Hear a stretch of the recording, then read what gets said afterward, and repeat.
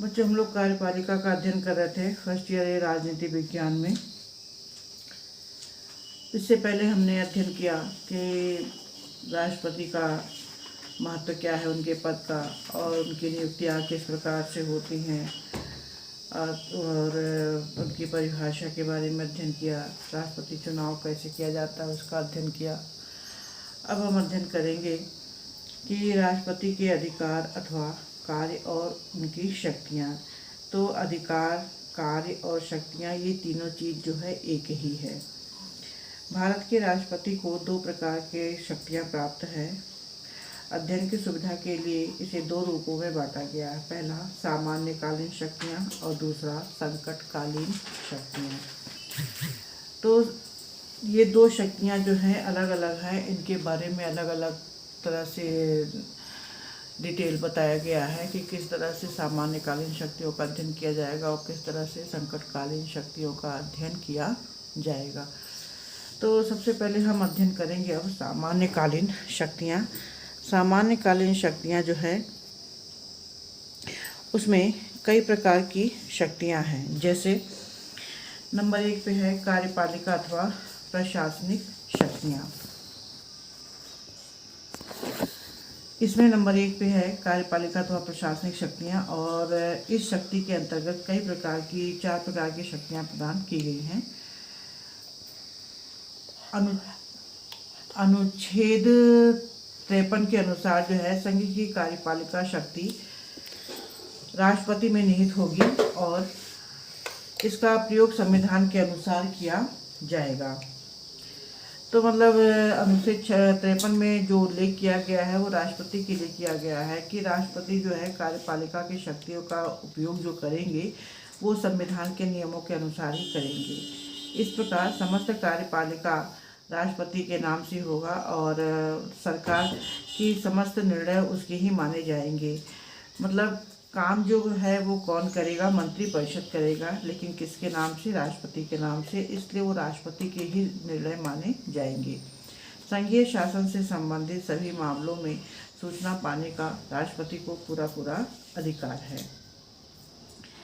पहला है इसमें महत्वपूर्ण अधिकारियों की नियुक्ति की शक्ति।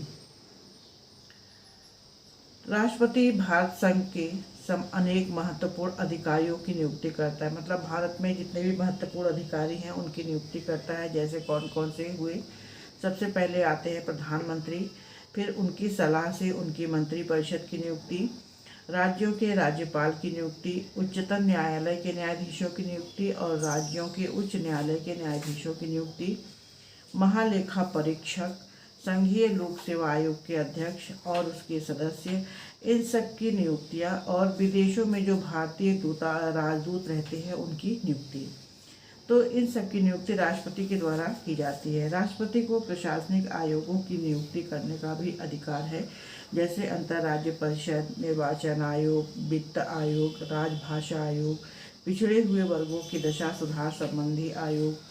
तो समय समय पर कुछ आयोगों का निर्माण किया जाता है और उनके द्वारा ये नियुक्तियां राष्ट्रपति के द्वारा की जाती हैं। दूसरा है इसी में शासन संचालन संबंधी शक्ति। राष्ट्रपति के शासन संचालन से संबंध में महत्वपूर्ण शक्ति प्राप्त है और इस संबंध में अनेक विभिन्न प्रकार के नियम बनाए जा सकते हैं।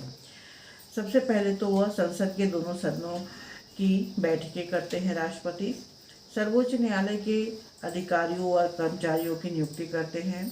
महालेखा परीक्षक की नियुक्ति और शक्तियों से संबंधित नियमों का निर्माण करते हैं। मंत्रिपरिषद के सदस्यों के बीच में विभागों का बंटवारा करते हैं।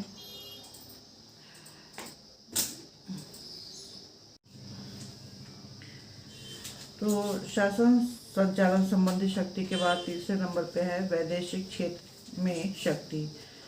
भारतीय संघ का वैदेशिक प्रमुख होने के नाते राष्ट्रपति दूसरे देशों में अर्थात विदेशी क्षेत्र में भारत का प्रतिनिधित्व करते हैं। जब वह किसी कार्य के लिए विदेश अथवा दूसरे देश में जाते हैं तो वहाँ पे पूरे भारत का प्रतिनिधित्व करते हैं। वह विदेशों में स्थित भारतीय दूतावासों के लिए राजदूतों व कूटनीतिक प्रतिनिधियों की नियुक्ति करते हैं और विदेशों के राजदूत व कूटनीतिक प्रतिनिधियों के प्रमाण पत्र को स्वीकार भी करते हैं। इसके अलावा विदेशों से संबंधित संधियां, समझौते जो भी होते हैं ये सब राष्ट्रपति के नाम से ही किए जाते हैं। चौथे नंबर पे है सैनिक क्षेत्र में शक्ति। राष्ट्रपति भारत की समस्त सेनाओं का सेनापति होता है। समस्त सेनाओं में मतलब जल सेना, थल सेना और वायु सेना। किंतु इस प्रकार का प्रयोग वह कानून के अनुसार ही कर सकते हैं। प्रतिरक्षा सेवाओं, युद्ध और शांति आदि के विषय में कानून बनाने की शक्ति केवल संसद को ही प्राप्त है।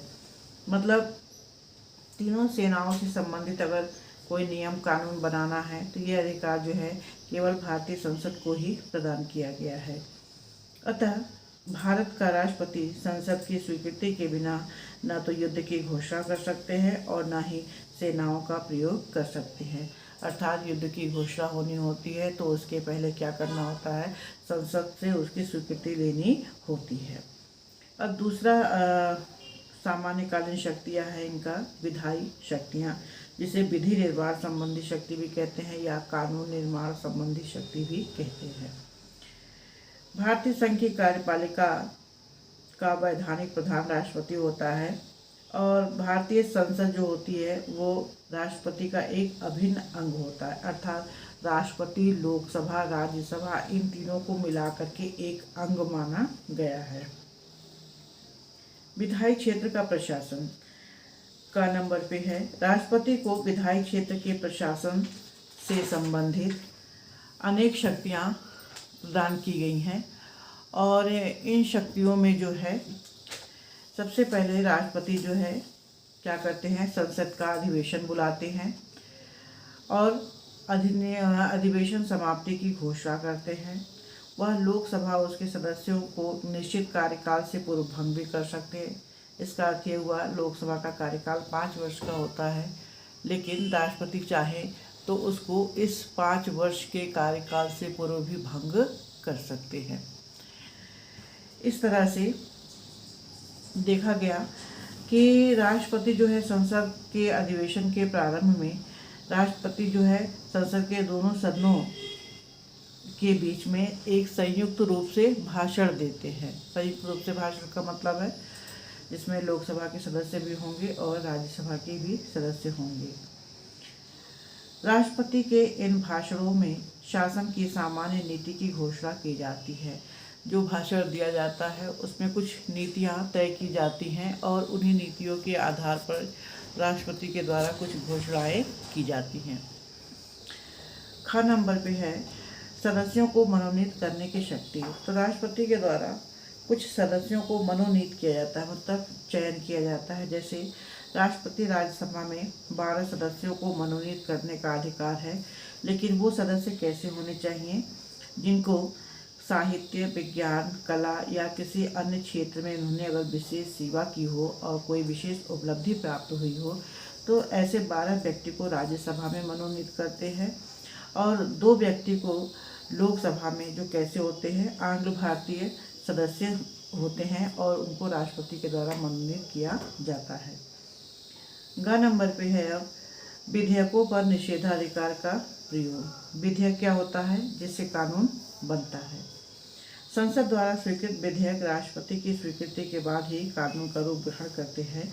वह विधेयक को अपनी इच्छा अनुसार स्वीकार या अस्वीकार कर सकते हैं।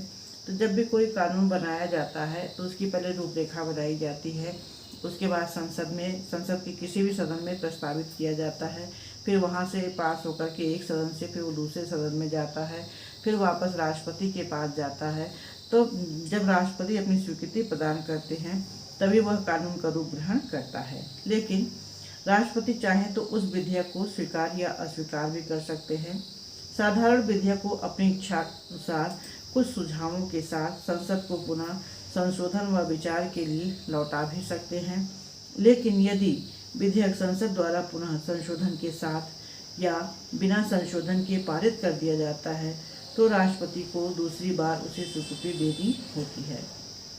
इस प्रकार राष्ट्रपति की निषेधाधिकार की शक्ति अंतिम नहीं है, वो जितनी बार भी चाहें सदन को लौटा सकते हैं और इस संबंध में अमेरिकी राष्ट्रपति की शक्ति अधिक वास्तविक और प्रभावशाली मानी जाती है। इसी क्रम में चौथे नंबर पे जो अधिकार दिया गया है राष्ट्रपति को, वो है अध्यादेश जारी करने की शक्ति।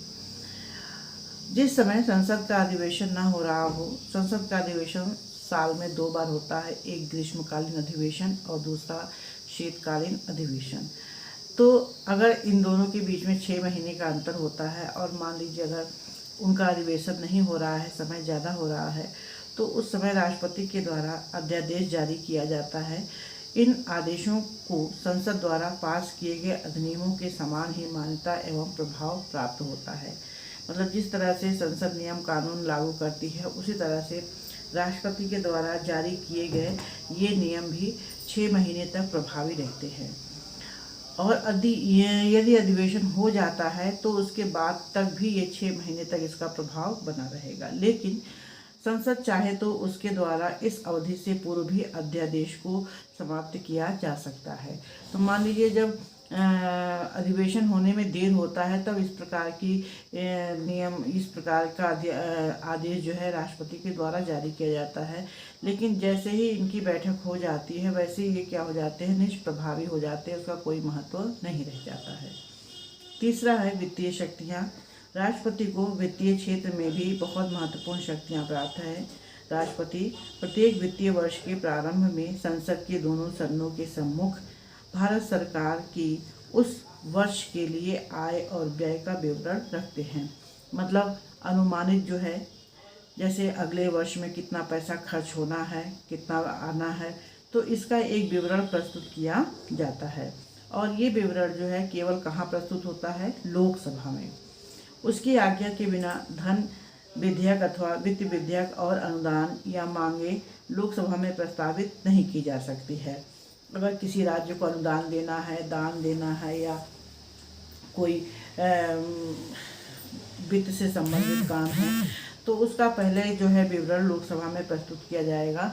और जब तक राष्ट्रपति के द्वारा उसे स्वीकृत नहीं किया जाएगा, तब तक जो है किसी भी प्रकार का किसी भी राज्य को कोई भी अनुदान नहीं दिया जाएगा। चौथे नंबर पे है न्यायिक शक्तियाँ। संविधान में न्यायपालिका की स्वतंत्रता के सिद्धांत को अपनाया गया है। मतलब हमारे यहाँ जो सरकार के 3 अंग हैं, कार्यपालिका, व्यवस्थापिका और न्यायपालिका, इसमें न्यायपालिका को बिल्कुल स्वतंत्र रखा गया है। इस कारण राष्ट्रपति को न्याय के प्रबंध में प्रत्यक्ष हस्तक्षेप करने का अधिकार नहीं है। अर्थात सर्वोच्च न्यायालय या राज्य का कोई भी उच्च न्यायालय कोई भी जजमेंट देता है या निर्णय देता है, तो उसमें राष्ट्रपति के द्वारा कोई हस्तक्षेप नहीं किया जा सकता है। लेकिन राष्ट्रपति को कुछ न्यायिक शक्तियां प्रदान की गई हैं।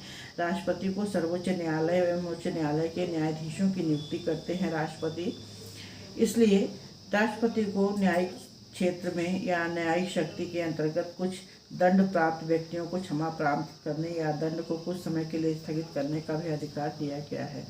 मान लीजिए सर्वोच्च न्यायालय ने किसी व्यक्ति को मृत्यु दंड दे दिया है और वो राष्ट्रपति से आग्रह कर रहा है कि उसके मृत्यु दंड को आजीवन कारावास के रूप में बदल दिया जाए या क्षमा कर दिया जाए, तो इस प्रकार के अधिकार को राष्ट्रपति के द्वारा राष्ट्रपति को दिया गया है कि वो अपने इस तरह के अधिकार का प्रयोग कर सकते हैं। अगला है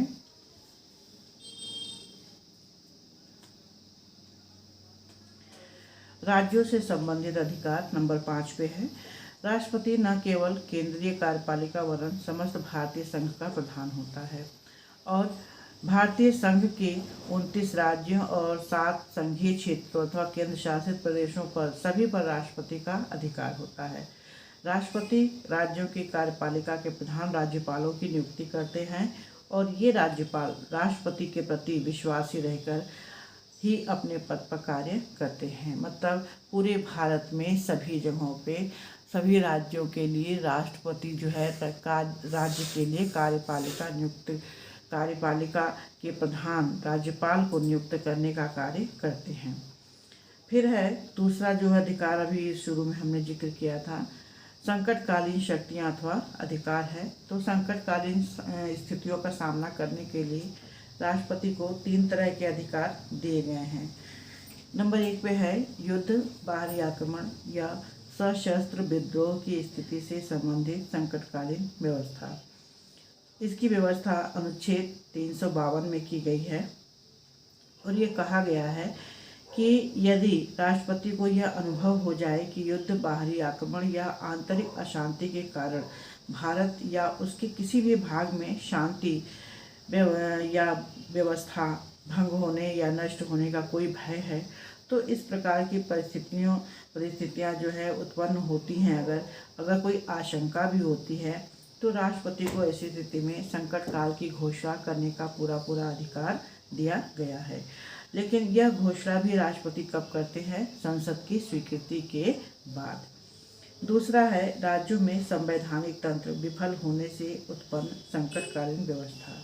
इसका उल्लेख अनुच्छेद 356 में किया गया है और यदि राज्य में या भारत के किसी भी राज्य में संवैधानिक तंत्र विफल होता है या फिर संविधान के अनुसार वहाँ की शासन व्यवस्था नहीं चलाई जा रही है, तो ऐसी स्थिति में वहाँ सबसे पहले वहाँ की विधानसभा को भंग करके मुख्यमंत्री को हटाकर उस राज्य में राष्ट्रपति शासन लागू कर दिया जाता है। और अनुच्छेद 356 के अनुसार जो है, अगर वहाँ पे सरकार जो है ये देखेगी कि कोई इसका दुरुपयोग ना कर सके, इसलिए राष्ट्रपति का जो प्रतिनिधि होता है राज्यपाल, तो राज्यपाल के द्वारा ही राष्ट्रपति शासन लागू होने पर सारे कार्यभार देखे जाते हैं। केंद्र सरकार अनुच्छेद 356 का दुरुपयोग न कर सके, इस संबंध में राष्ट्रपति द्वारा अपनी सीमित शक्ति और प्रभाव का उपयोग किया जाता है। मतलब राष्ट्रपति जो है अपनी शक्ति का दुरुपयोग नहीं कर सकते हैं वहाँ भी, और इसलिए सारा कार्य किसको सौंप दिया जाता है? उस राज्य के राज्यपाल को। तीसरा है वित्तीय संकट। अनुच्छेद 360 के अनुसार जब राष्ट्रपति को यह विश्वास हो जाए कि ऐसी परिस्थितियां उत्पन्न हो गई हैं जिनमें भारत के वित्तीय स्थायित्व अथवा उसके साख को कोई खतरा दिखाई दे रहा है, तो वह वित्तीय संकट की घोषणा कर सकते हैं। जैसे अभी आपने देखा कि कोरोना काल के समय में भी वित्तीय संकट उत्पन्न हो गया था।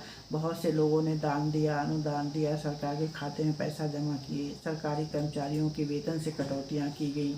तो इस तरह की घोषणा जो है, जैसे युद्ध के समय भी होती है, वित्तीय स्थिति खराब हो जाती है तो सरकार के खाते में कर्मचारियों के द्वारा या बिजनेसमैन के द्वारा, बड़े बड़े उद्योगपतियों के द्वारा पैसे जमा कराए जाते हैं।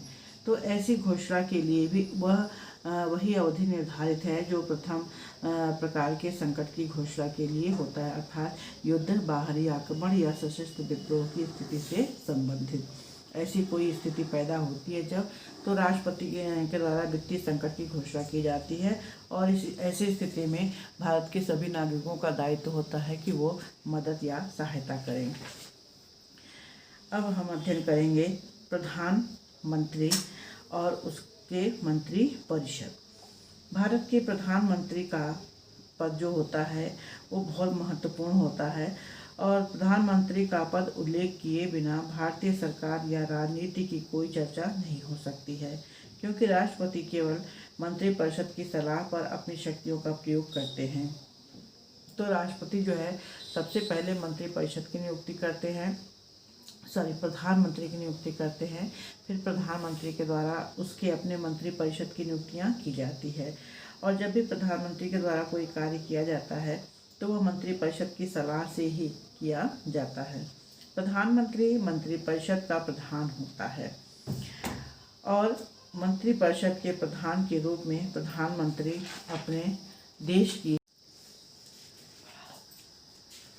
प्रधानमंत्री अपने देश की सरकार का सबसे महत्वपूर्ण पदाधिकारी होता है।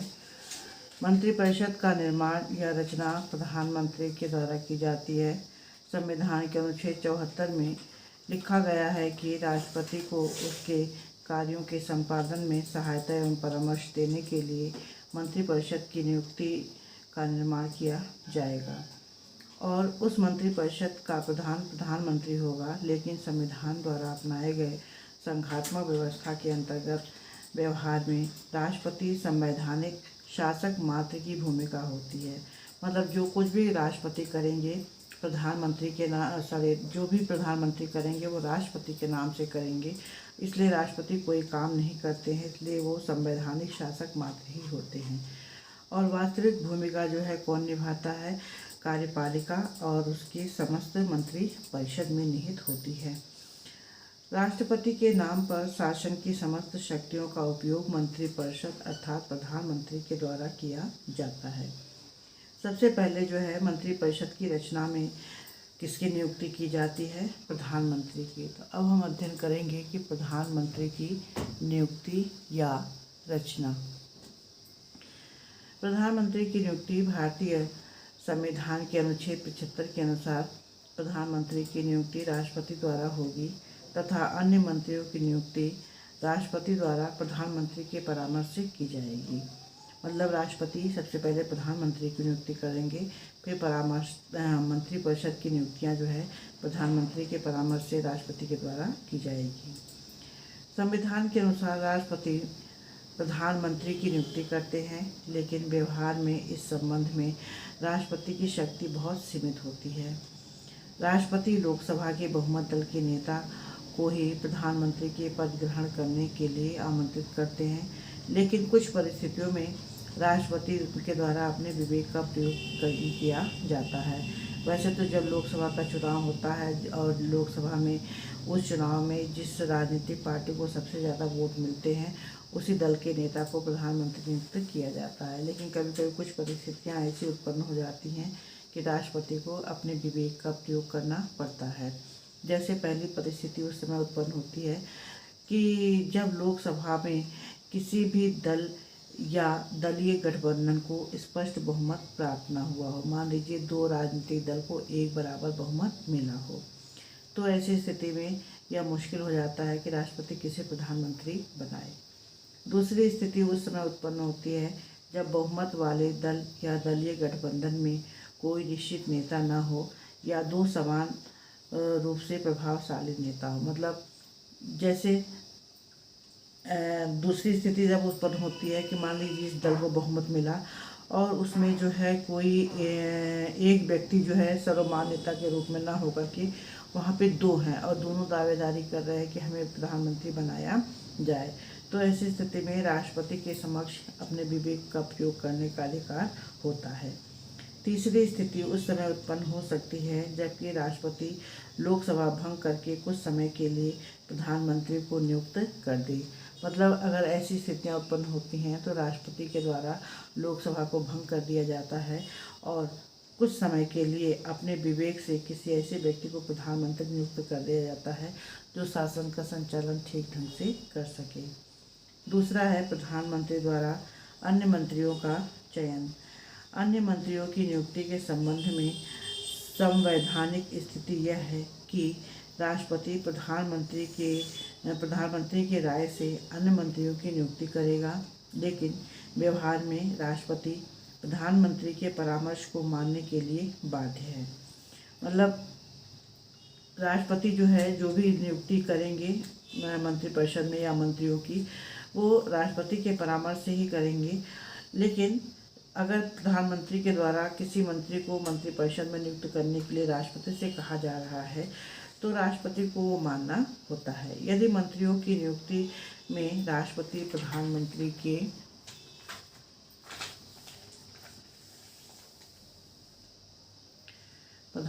के परामर्श को न माने तो प्रधानमंत्री स्वयं त्यागपत्र देकर संवैधानिक संकट उत्पन्न कर सकते हैं। तीसरा है मंत्रिपरिषद की सदस्य संख्या। तो मंत्रिपरिषद के सदस्यों की संख्या जो है वो निश्चित नहीं की गई है, आवश्यकता अनुसार इसे घटाई और बढ़ाई भी जा सकती है। भारतीय मंत्रिपरिषद में विभिन्न समयों पर 35 से लेकर 75 तक के सदस्य रहे हैं। मतलब कम से कम 35 और अधिक से अधिक 75 सदस्य जो होते हैं वो कहाँ होते हैं? मंत्रिपरिषद में। ठीक है, और ये सदस्य संख्या जो है निश्चित नहीं है, समय समय पर क्या की जाती है, इसको घटाई और बढ़ाई जाती है। और मंत्रिपरिषद अथवा मंत्रिमंडल या कैबिनेट में 12 से लेकर 25 तक के सदस्य होते हैं। आपने कैबिनेट मंत्री का नाम अक्सर सुना होगा। तो इसके सदस्यों की संख्या 12 से लेकर 25 तक होती है। फिर है नंबर 4, मंत्रियों में कार्य विभाजन।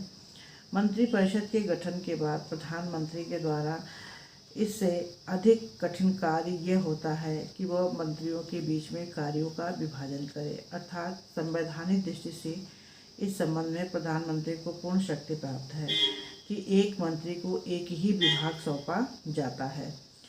कभी कभी एक या एक से अधिक विभाग भी किसी एक मंत्री को दे दिया जाता है।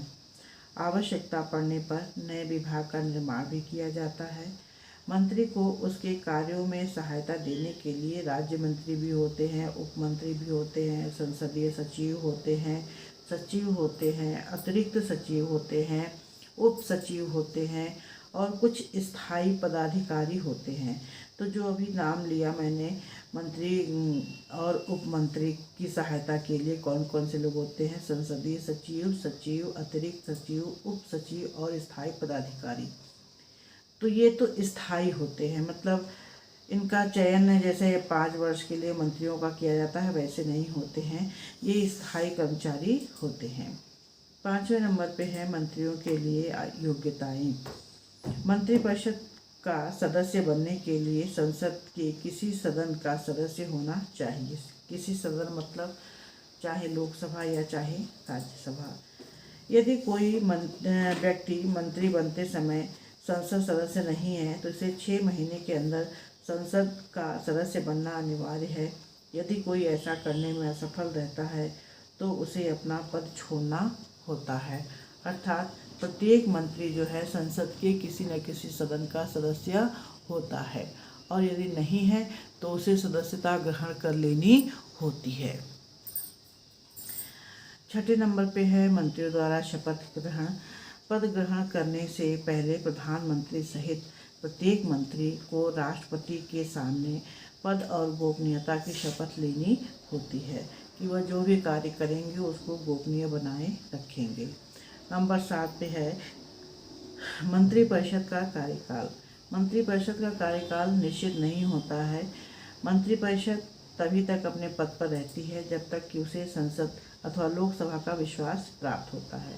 वैसे इनका कार्यकाल 5 वर्ष निर्धारित किया गया है। जैसे प्रधानमंत्री का चुनाव 5 वर्ष के लिए होता है, फिर प्रधानमंत्री अपने मंत्रिमंडल का विस्तार करते हैं तो उनका भी कार्यकाल 5 ही वर्ष के लिए होता है। फिर है मंत्रियों की श्रेणियाँ। मंत्रिपरिषद में 3 श्रेणियाँ होती हैं: मंत्रिमंडल या कैबिनेट के सदस्य, राज्य मंत्री और उप मंत्री। तो प्रथम श्रेणी में मंत्री या कैबिनेट के सदस्य होते हैं। कैबिनेट के सदस्य एक या एक से अधिक विभागों के प्रधान होते हैं, मतलब इन कैबिनेट के जो सदस्य होते हैं इनको ही कोई ना कोई विभाग सौंपा जाता है।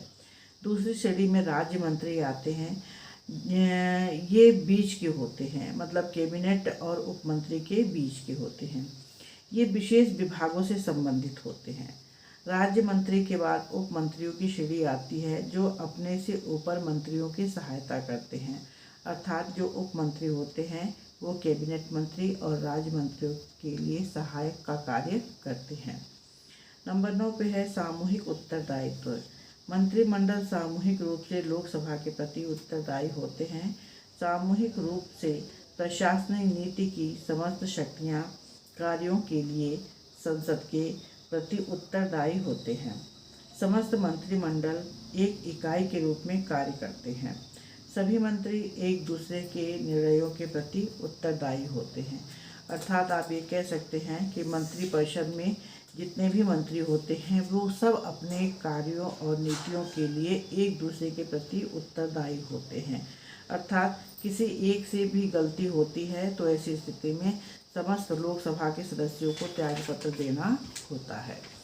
अब आता है अगला, मंत्रिमंडल का कार्य क्या होता है। शक्तियाँ तो आपने अध्ययन कर ली, अब कार्य देखते हैं क्या कार्य करते हैं ये। अनुच्छेद 75 में कहा गया है कि मंत्रिमंडल राष्ट्रपति को उसके कार्यों के संपादन में सहायता और परामर्श देगा। मंत्रिमंडल भारतीय शासन व्यवस्था की सर्वोच्च इकाई है और उसके द्वारा समस्त शासन व्यवस्था का संचालन किया जाता है। तो मंत्रिमंडल को कुछ कार्य सौंपे गए हैं जो उसे पूरे करने होते हैं। जैसे नंबर 1 पे है सभी महत्वपूर्ण विषयों पर राष्ट्रीय नीति निर्धारित करना। मंत्रिमंडल का सबसे अधिक महत्वपूर्ण कार्य होता है पूरे राष्ट्र के लिए नीति निर्माण करना अथवा कानून को बनाना। मंत्रिमंडल यह निश्चित करता है कि आंतरिक क्षेत्र में प्रशासन के विभिन्न विभागों द्वारा और वैदेशिक क्षेत्र में दूसरे देशों के साथ संबंध के विषय में किसी प्रकार की नीति अपनाई जाएगी। मंत्रिमंडल की नीति के आधार पर ही समस्त प्रशासनिक व्यवस्था चलती है, अर्थात मंत्रिमंडल के द्वारा जो नियम कानून बनाए जाते हैं उसी नियम कानून के आधार पर ही समस्त प्रशासन की व्यवस्था चलाई जाती है। दूसरा है कानून निर्माण पर नियंत्रण। तो मंत्रिमंडल के द्वारा कानून निर्माण का कार्य भी किया जाता है और मंत्रिमंडल द्वारा नीति निर्धारित कर दिए जाने के बाद उसके द्वारा ही विधि निर्माण का कार्य भी किया जाता है। मतलब पहले नीतियाँ बनाई जाती हैं, फिर कानून बनाए जाते हैं और मतलब किस विषय पर क्या काम करना है उस विषय उसको पहले बनाया जाता है, फिर उसके बाद से उससे संबंधित कानून बनाया जाता है। मंत्रिमंडल के सदस्य ही महत्वपूर्ण विधेयक सदन में प्रस्तावित करते हैं। संसद की सलाह से मंत्रिमंडल ही कानून का निर्माण भी करते हैं। मतलब मंत्रिमंडल के सदस्यों के द्वारा कानून की नीतियां तय करके एक कानून की रूपरेखा बना के विधेयक बना के सदन में प्रस्तुत किया जाता है। उसके बाद से प्रस्तुत करने के बाद उन्हीं के द्वारा ही उसको आगे बढ़ाने का भी कार्य किया जाता है। अगला है राष्ट्रीय कार्यपालिका पर सर्वोच्च नियंत्रण। संघ की कार्यपालिका शक्ति राष्ट्रपति के पास होती है, लेकिन इसका प्रयोग मंत्रिमंडल द्वारा किया जाता है। मंत्रिमंडल में विभिन्न विभागों के अध्यक्ष होते हैं। वे अपने विभागों का संचालन करते हैं और कार्यों की देखभाल भी करते हैं। मंत्रिमंडल की आंतरिक प्रशासन का संचालन एवं देश की समस्त प्रशासनिक व्यवस्था पर नियंत्रण होता है। मंत्रिमंडल के द्वारा ही कानून बनाए जाते हैं, उसे लागू किया जाता है, उसे राष्ट्रपति से पास कराया जाता है। तो समस्त प्रशासनिक व्यवस्था पर नियंत्रण जो होता है वो राष्ट्रीय कार्यपालिका का होता है, अर्थात मंत्रिमंडल का होता है। फिर है नंबर 4 पे मंत्रिमंडल का समन्वयकारी कार्य। प्रशासनिक सुविधा के लिए सरकार को विभिन्न विभागों में बांटा गया है, जिससे विभागों में एकता बनी रहे। विभिन्न विभागों में इस प्रकार का समन्वय स्थापित करने का कार्य मंत्रिमंडल ही करता है। मंत्रिमंडल विभिन्न विभागों को अधिकाधिक सहयोग के लिए प्रेरित भी करता है। फिर 5वें नंबर पे है वित्तीय कार्य। देश की आर्थिक नीति निर्धारित करने का उत्तरदायित्व भी मंत्रिपरिषद का होता है। मंत्रिपरिषद प्रत्येक वर्ष संसद के सम्मुख देश की संभावित आय व्यय का बजट अथवा ब्यौरा प्रस्तुत करता है। बजट मंत्रिमंडल द्वारा निर्धारित नीति के आधार पर ही वित्त मंत्री तैयार करते हैं। मतलब पूरे साल में कितना आय होगा, कितना व्यय होगा, इसका पूरा ब्यौरा जो है वित्त मंत्री के पास होता है और उसी के द्वारा ही नीति निर्माण का कार्य किया जाता है बजट से संबंधित। वही लोकसभा में प्रस्तुत भी करते हैं वित्त मंत्री और समस्त वित्त विधेयकों को भी मंत्रिमंडल ही लोकसभा में प्रस्तुत करता है। मतलब धन संबंधी जो भी विधेयक होता है, जो भी मैटर होता है, वो सब केवल लोकसभा में ही प्रस्तुत किए जाते हैं। फिर है वैदेशिक संबंधों का संचालन। भारत के वैदेशिक संबंधों का संचालन मंत्रिमंडल के द्वारा ही किया जाता है और देखा गया है कि मंत्रिमंडल ही सारे कार्य करते हैं। इसके द्वारा युद्ध तथा शांति की घोषणाएं की जाती हैं और इस बात का निर्णय लिया जाता है कि दूसरे देशों के साथ किस प्रकार के संधि संबंध स्थापित किए जाएं। मतलब मंत्रिमंडल ही ये निर्णय लेता है कि भारत को दूसरे देशों के साथ किस तरह के संबंध बनाए रखने चाहिए। मंत्रिमंडल समय समय पर अंतर्राष्ट्रीय स्थिति पर विचार कर आवश्यक निर्णय भी लेता है। मतलब दूसरे देशों के साथ संधियाँ, युद्ध, समझौते, आना जाना, इन सब के संबंध में मंत्रिमंडल ही निर्णय लेता है। 7वें नंबर पे है नियुक्ति संबंधी कार्य। संविधान के द्वारा राष्ट्रपति को जिनकी नियुक्ति करने की शक्ति प्रदान की गई है, लेकिन व्यवहार में इन पदाधिकारियों की नियुक्ति मंत्रिमंडल के द्वारा ही किया जाता है। मतलब राष्ट्रपति कुछ लोगों की नियुक्ति करते हैं, लेकिन वो किसके परामर्श से करते हैं? मंत्रिमंडल के। मंत्रिमंडल के परामर्श से ही संसद के दोनों सदनों के मनोनीत सदस्य नियुक्त किए जाते हैं। जैसे पहले भी हमने बताया, लोकसभा और राज्यसभा में 12 और लोकसभा में 2 सदस्य जो मनोनीत किए जाते हैं, उसके लिए रिकमेंड जो है मंत्रिमंडल ही करता है राष्ट्रपति से। राज्यपाल, न्यायाधीश, महाधिवक्ता, महालेखा परीक्षक, सेना के सेनापतियों की नियुक्ति मंत्रिमंडल के परामर्श से राष्ट्रपति के द्वारा की जाती है। इसलिए मंत्रिमंडल नियुक्ति संबंधी कार्य में भी भाग लेता है। 8वें नंबर पे है अन्य कार्य। अपराधियों को क्षमा प्रदान करने के संबंध में राष्ट्रपति को सिफारिश करना, यह कार्य भी मंत्रिपरिषद ही करता है। दूसरा, भारत रत्न, पद्म विभूषण, पद्म भूषण और पद्मश्री। ठीक है, ये लास्ट में पद्मश्री है। भारत रत्न, पद्म विभूषण, पद्म भूषण और पद्मश्री, ये 4 प्रकार की उपाधियां होती हैं और ये 4 प्रकार की उपाधियां मंत्रिमंडल ही सिफारिश करता है राष्ट्रपति को कि किस व्यक्ति को या किस प्रकार के व्यक्ति को ये उपाधियां प्रदान की जाएं। उसके बाद हम आते हैं अब उपराष्ट्रपति पे। तो जिस प्रकार से राष्ट्रपति का पद महत्वपूर्ण होता है, उसी प्रकार से भारत में उपराष्ट्रपति का भी पद महत्वपूर्ण होता है। भारत के उपराष्ट्रपति का चुनाव 5 वर्ष के लिए होता है। इनका चुनाव भी राष्ट्रपति के समान ही होता है। अंतर केवल यह है कि उनके निर्वाचक मंडल में विधानसभा के सदस्य नहीं होते हैं। जिस तरह से आपने राष्ट्रपति में देखा कि राज्यों की विधानसभा के सदस्य, लोकसभा के सदस्य और राज्यसभा के सदस्य होते हैं, लेकिन उपराष्ट्रपति के चुनाव में केवल कौन होगा? लोकसभा होगा और राज्यसभा होगा। ठीक है, और उपराष्ट्रपति को पद से हटाने के लिए राज्यसभा अपने बहुमत से इस आशय का प्रस्ताव पास कर सकती है और उस प्रस्ताव पर लोकसभा की सहमति भी आवश्यक होती है, क्योंकि उपराष्ट्रपति जो होता है वो राज्यसभा का सभापति माना जाता है होता है। उपराष्ट्रपति राज्य सभा का सभापति होता है और राष्ट्रपति और उसकी मतलब उपराष्ट्रपति की अगर मृत्यु, मान लीजिए अगर अचानक ही राष्ट्रपति की मृत्यु हो जाए, उन्होंने अपने पद से त्याग पत्र दे दिया या महाभियोग लगाने के कारण उनका पद रिक्त हो गया, तो इन सब के कारण जो है अचानक जब पद रिक्त हो जाता है तो उस पद को संभालने का कार्य उपराष्ट्रपति के द्वारा ही किया जाता है। अन्य किसी कारण से यदि पद भी रिक्त हो जाता है तो उसका कार्य जो है उपराष्ट्रपति करता है और उस समय उसे कार्यवाहक राष्ट्रपति के नाम से जाना जाता है। जब तक कोई नया राष्ट्रपति नहीं चुन लिया जाता है तब तक उपराष्ट्रपति को प्रति माह 1,25,000 रुपये वेतन दिए जाते हैं और निःशुल्क निवास स्थान, आने जाने की सुविधा और अन्य सभी सुविधाएं उनको उपलब्ध कराई जाती हैं। इसके अलावा अब कुछ और चीज़ें भी हैं, जैसे स्थायी कार्यपालिका। तो शासन के कर्मचारी अंग में प्रधानमंत्री, मंत्रीगण और कुछ नौकरशाही या प्रशासनिक अधिकारी होते हैं जो एक मशीनरी के रूप में कार्य करते हैं। पहले भी ये बात आ चुकी है कि किस तरह से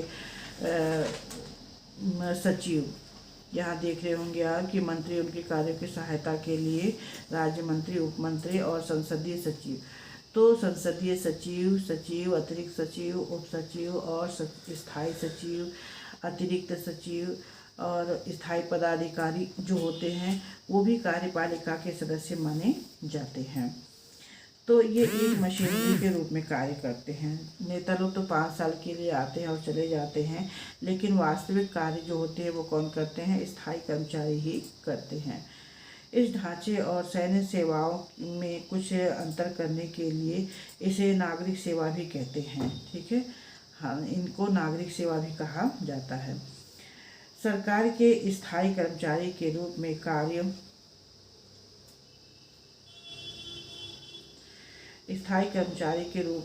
कार्य करने वाली करने वाले प्रशिक्षित और प्रवीण अधिकारी होते हैं ये। तो इसमें कई चीज़ें होती हैं। 3 कैटेगरी की सेवाएं होती हैं: अखिल भारतीय सेवाएं, भारतीय प्रशासनिक सेवा और भारतीय पुलिस सेवा। ठीक है।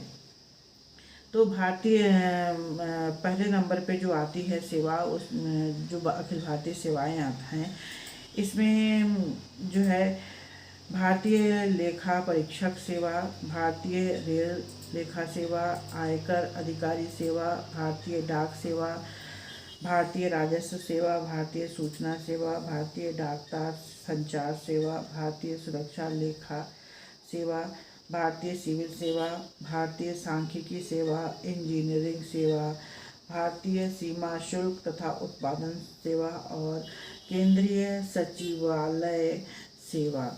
ठीक है। ये सब सेवाएं जो हैं पहली प्रकार की सेवा के अंतर्गत आती हैं। और केंद्रीय सेवाएं जो है, इसका चयन जो है संघ लोक सेवा आयोग के द्वारा की जाती है। तो अभी हम देख रहे थे कि जो भारत सरकार के स्थायी कर्मचारी के रूप में इन सेवाओं को कार्य करने के लिए प्रशिक्षित और प्रवीण किया जाता है। तो ये क्या करते हैं? नीतियों को बनाने का काम, उन्हें लागू करने और मंत्रियों को सहयोग करने का कार्य करते हैं। लोकतंत्र में निर्वाचित प्रतिनिधि और मंत्रीगण सरकार के प्रभारी होते हैं और प्रशासन उनके नियंत्रण एवं देखरेख के लिए होता है। संसदीय व्यवस्था में व्यवस्थापिका प्रशासन को नियंत्रित करती है। भारतीय नौकरशाही का स्वरूप बहुत ही जटिल हो गया है। इसमें अखिल भारतीय सेवाएं, प्रांतीय सेवाएं और स्थानीय सेवाओं के कर्मचारी, सरकारी कर्मचारी और लोक उपक्रमों के तकनीकी प्रबंधकीय अधिकारी भी शामिल होते हैं।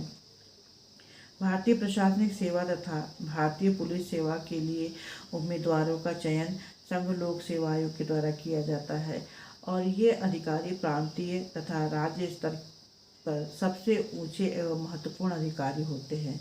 जैसे जिलाधिकारी हो गए, IPS हो गए, है ना। तो सिविल सेवाओं का कुछ वर्गीकरण किया गया है। जैसे 3 भागों में इन्हें बांटा गया है।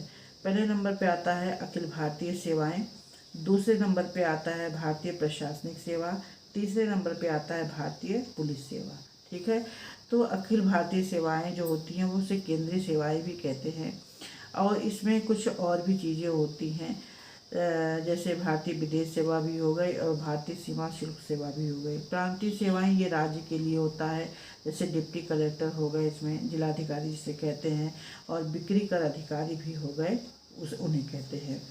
तो दूसरे पहले वाले में जो है और भी है अखिल भारतीय सेवाओं में कौन कौन से होते हैं। भारतीय प्रशासनिक सेवा जिसे IAS कहते हैं, भारतीय पुलिस सेवा जिसे IPS कहते हैं, भारतीय वन सेवा जिसे IFS कहते हैं, भारतीय विदेश सेवा इसे भी IFS कहते हैं।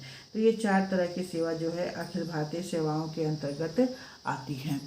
उसके बाद से फिर जो है दूसरे नंबर की सेवाओं में मैंने पहले आपको ढेर सारी सेवाओं के नाम बताए अभी। और तीसरे में जो राज्य लोक सेवा होता है, उसमें जो है राज्य सेवा में प्रादेशिक सिविल सेवा या प्रशासनिक सेवा जिसे PCS कहते हैं। फिर है प्रादेशिक पुलिस सेवा जिसे PPS कहते हैं। प्रादेशिक चिकित्सा सेवा जिसे PMS कहते हैं। प्रादेशिक न्यायिक सेवा जिसे PJS या PCSJ भी कहा जाता है। तो ये सारी सेवाएं जो है अखिल भारतीय सेवाओं से जुड़ी होती हैं और इन्हें स्थायी कार्यपालिका कहा जाता है। मतलब इन सेवाओं के अंतर्गत जिनका चयन होता है वो मंत्री की तरह 5 साल के लिए नहीं होते, बल्कि कैसे होते हैं, स्थायी होते हैं और समस्त कार्यों को करने का काम जो है इन्हीं का होता है। बच्चों ये चैप्टर पूरा हो गया है आपका, और इसके बाद कुछ प्रश्नोत्तर आपको भेजे जाएंगे जो आपको इस पाठ से करनी है, क्योंकि आप जो है प्रश्नोत्तर न कर रहे हैं, न दिखा रहे हैं, न कुछ पूछ रहे हैं, तो कैसे पता चलेगा कि आपने कितना काम किया है, कितना काम नहीं किया है। तो इसलिए आप जो है प्रश्नोत्तर ज़रूर करें। अगर कुछ डाउट्स होते हैं, समझ में नहीं आता है, तो आप ज़रूर पूछिए उससे।